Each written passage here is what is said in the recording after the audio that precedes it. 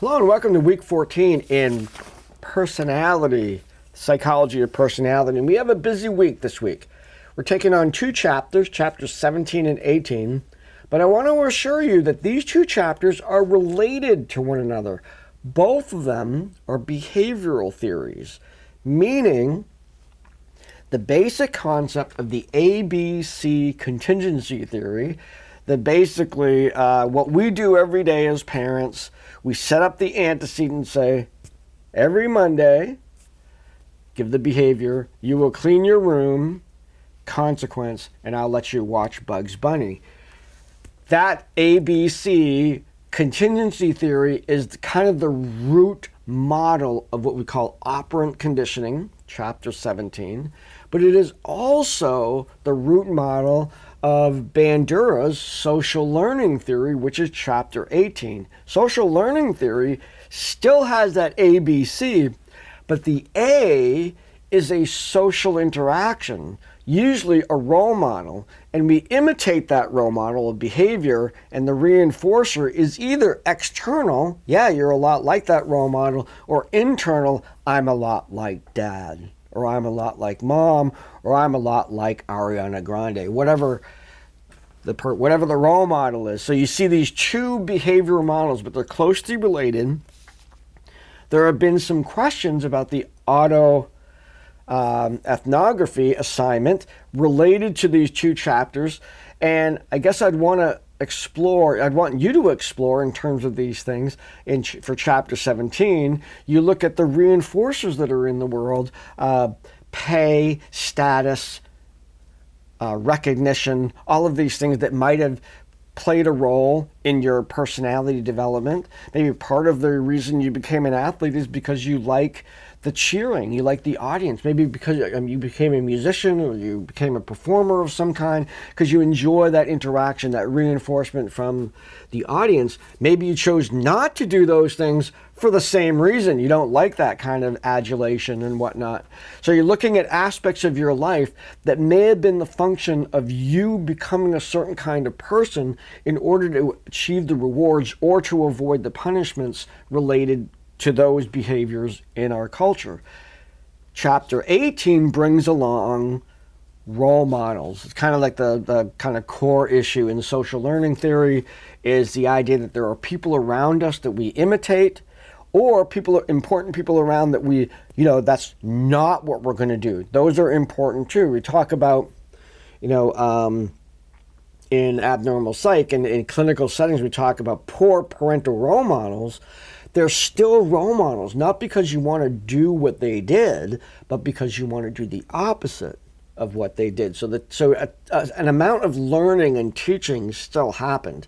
Now, all that conversation is about how do you take these two chapters and apply it to that autoethnography assignment.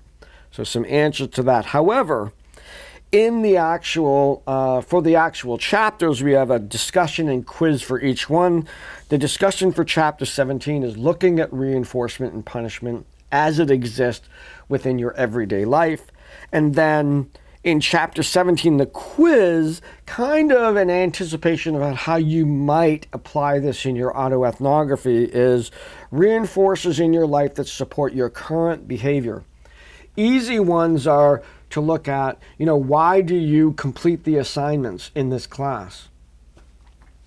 Really, to kind of analyze that rather than, well, I signed up for the class, I'm doing it, those kinds of cognitive ways, but there's a reward at the end, isn't there? There's a grade, there's the feedback, there's a sense of learning, there's getting a grade on the course, finishing the course, it's a course in your degree program, graduating, getting a job, buying a Mercedes, whatever, that pathway of things of why did you complete that quiz.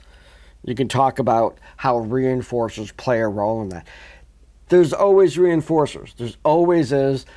It doesn't mean you're materialistic. It is just the way that human psychology works. In chapter 18, again, a discussion and a quiz. The discussion, however, I want you to reflect with each other about times in which your behavior has impacted somebody else's behavior. When you've been the role model, or even in an interaction, you've said something and it caused someone to act in a certain way. Being aware of that social interaction and its impact on other people's behavior. And then in chapter 18, I'm having you look a couple things in there. First, self-efficacy, a component of your personality that identifies what you're good at. It's the things that I'm confident about being able to do. These are the things. And we all have some. We're probably, when we're in school, we're kind of juggling all kinds of things that we're not very comfortable with. That's the process of learning. But you have all kinds of other things. I bet each one of you can cook a mean piece of toast. You got that mastered, well, maybe. But there's all kinds of things that we can be really, really confident about in our lives, even though at the same time, while we're in school, we're sort of overwhelming ourselves with a lack of confidence on stuff. That's the process of learning. The other one, very, very vital. It's an area of my teaching I actually want to develop in the future, and that's the idea of locus of control. And that is our perception about our trajectory in life, and to what degree do we perceive that we're in charge of that, or to what degree do we feel that other circumstances sort of shape that future that we have. And there's lots of literature that support the growth and success mindset is usually associated with more internal locus of control. So there's a little test to take, and then maybe some self-reflection about where do I need to go from this point in terms of where I'm at in my own personal locus of control. Now, the autoethnography is coming up. Now, originally in the course timeline, that assignment was due this week. I have moved it to next week because I think some of you are going to freak out finding out that it's done this week. However, I want to reward those who have been working diligently on this. If you have a draft of this paper that you can get to me via email, there's no Dropbox for it, via email, I'll do a once through on it to give you feedback before you submit the final version. So if you can get that to me through email, I will look at that paper, write some feedback right on the paper, and send it back to you as sort of a, if you're missing anything really grand on it. I am not going to do a thorough reading, and I'm not going to grade it. I'm just going to kind of quickly go through, see if there's anything glaring that's going on. But for you folks who have been working on this diligently all along, you'll have the opportunity to get that feedback. For the rest of you, you have to get this assignment done by next week. That's the official due date of the autoethnography. All the information on the autoethnography is contained in that last chapter in the course book.